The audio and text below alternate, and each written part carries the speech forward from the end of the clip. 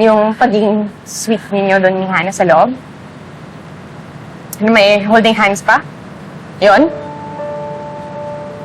Sandali, ano sinasabi mo? Ano holding? Eh, nagdudugo yung kamay ko. Nililinis niya. Oo, sweet naman yun. Nililinis niya para sa'yo. Alagang-alaga ka sa kanya.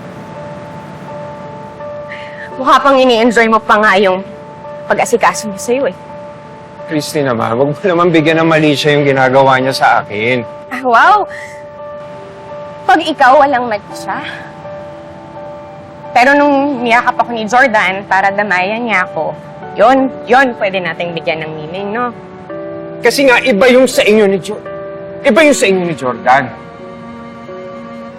Yung yakapan yung dalawa, yung nakita akong yun, may pinanghuhugutan yun eh.